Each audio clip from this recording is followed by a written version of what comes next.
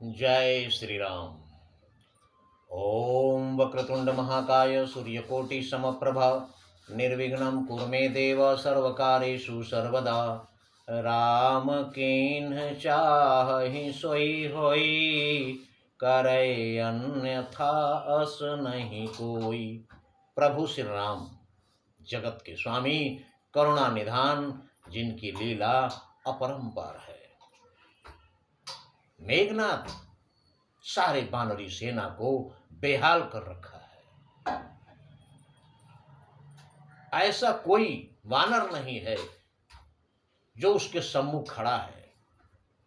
सबका शरीर अत्यंत जर्जर हो चुका है। सिर्फ उनमें प्राण ही बचे हैं, बाकी कुछ करने की सामर्थ्य नहीं है। इस हाल में वानर सेना को पहुंचा दिया है। और उसके बाद भी 10-10 सर सब मारे सी, परे भूमि कपिवीर। एक एक योद्धा के शरीर में 10-10 तीर मारे हैं, 10-10 बाण एक एक के शरीर में मारे हैं। 10-10 सर सब मारे सी, परे भूमि कपिवीर। ऐसे बहादुर योद्धा, मेघनाथ जैसे योद्धा का एक तीर ही काफी है किसी को मारने के लिए। 10-10 तीर एक एक योद्धा के शरीर में मारे हैं और तीर लगते ही परे भूमि कपिवीर, और सारे बानर वीर जमीन पर गिर पड़े हैं। और उनको देखकर, गिरा हुआ तड़पता हुआ देखकर, सिंहनाद करी गर्जा मेघनाद बलधीर। और मेघनाद अट्टहास किया, सिंहनाद किया, गर्जना किया। अब मेघनाद की इतनी बड़ी गर्जना सुनकर हनुमान जी, संकट मोचन महाबली हनुमान, जहां हैं वहां कैसा संकट। देखी पवन सुत कटक बिहाला, क्रोधवंत जनु धायउ काला।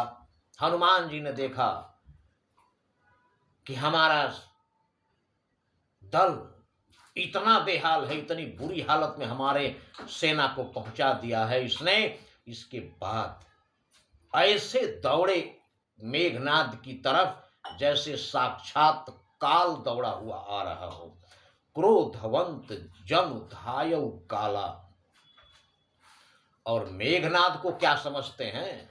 कुछ नहीं जानते। मेघनाद दुनिया के लिए होगा बहुत बड़ा योद्धा, लेकिन संकट मोचन हनुमान जी के लिए एक तिनके से ज्यादा कुछ नहीं है। और दौड़े ऐसे जैसे महाकाल दौड़ता हुआ आ रहा हो मेघनाद की तरफ। और जाते हुए महाशैल एक तुरत उपारा, अत्यंत विशाल पर्वत एक उखाड़ लिए। और अतिरिस मेघनाद पर डारा, और दौड़कर उतना विशाल पर्वत मेघनाद के ऊपर फेंक दिए, क्रोध में भरे हुए।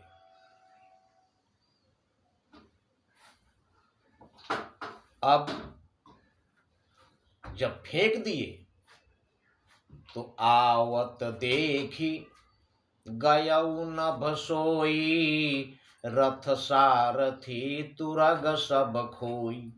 पर्वत आता हुआ देखकर वो भी संकट मोचन हनुमान जी का चलाया हुआ, जिनकी शक्ति, उनके बल की कोई सीमा नहीं है, इतना शक्ति से, इतना तीव्र अब महाशैल बहुत विशाल पर्वत अपनी तरफ आता देखकर मेघनाद रथ से अंतर्ध्यान होकर आकाश में चला गया, भाग गया, वहां से रथ पर से गायब हो गया। आवत देखी गयऊ नभ सोई, आकाश में चला गया, लेकिन वो तो उड़ गया, लेकिन रथ, सारथी, घोड़ा सब नीचे ही रह गए। तो जब पर्वत आकर इसके रथ पर गिरा तो रथ सारथी तुरग सब खोई। रथ भी गया, सारथी भी गया, और घोड़े भी सब समाप्त हो गए।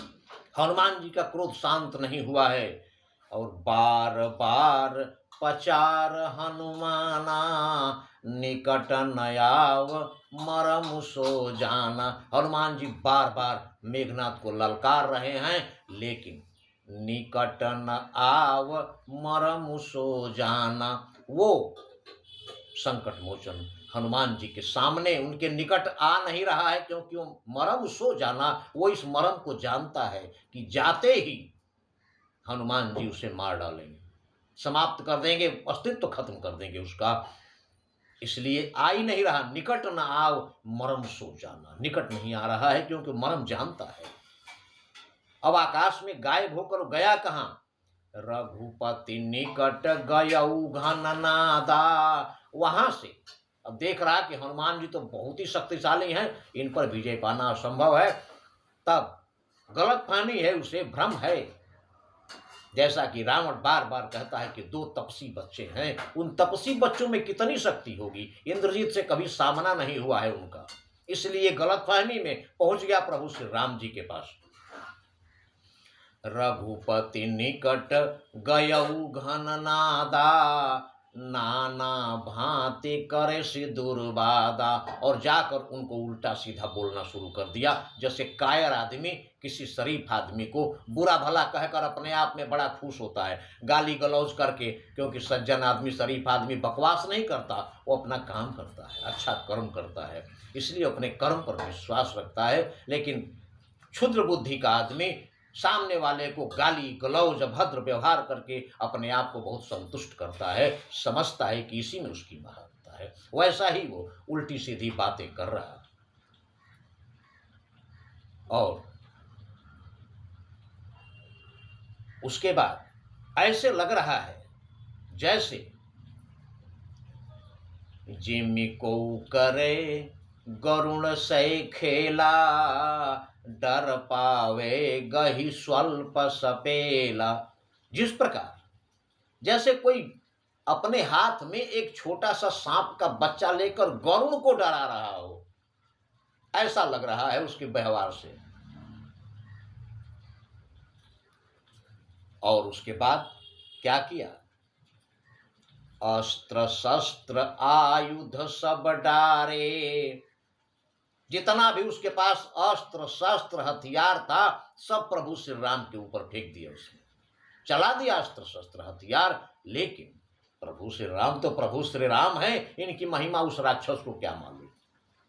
जैसे ही अस्त्र शस्त्र आयुध सब डारे, कौतुक ही प्रभु काट निबारे। प्रभु श्री राम ने खेल खेल में सारे काट के खत्म कर दिए। अब जब सारे अस्त्र शस्त्र काट दिए तो देखी प्रताप मूढ़ खिसियाना, करे लाग माया विधिनाना। उनका प्रताप देखकर मूर्ख मेघनाद बहुत गुस्से में आ गया, चिढ़ गया, लज्जित हुआ, और उसके बाद माया रचनी शुरू कर दी। प्रभु श्री राम के ऊपर माया खेल रहा है, करे लाग माया विधि नाना, अनेकों प्रकार से माया का खेल खेलना शुरू कर दिया। तो वही कहा गया है कि जिमि को करे गरुड़ से खेला, डर पावे गही स्वल्प सपेला। जिस प्रकार कोई सांप का बच्चा लेकर गरुड़ को डरा रहा हो, उसी प्रकार मेघनाथ प्रभु श्री राम को डराने की कोशिश कर रहा है। माया से, मायापति से माया, जासु प्रबल माया बस, शिव बिरंची बड़ छोट। जिसकी माया के, प्रबल माया के बस में ब्रह्मा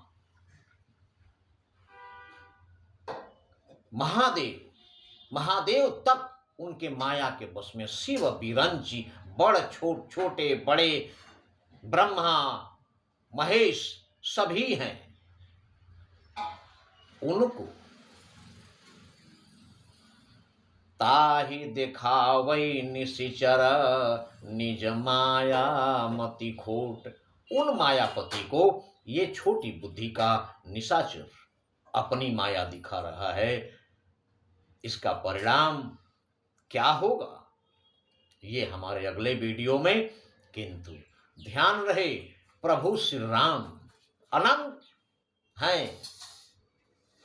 महादेव माता पार्वती से कहते हैं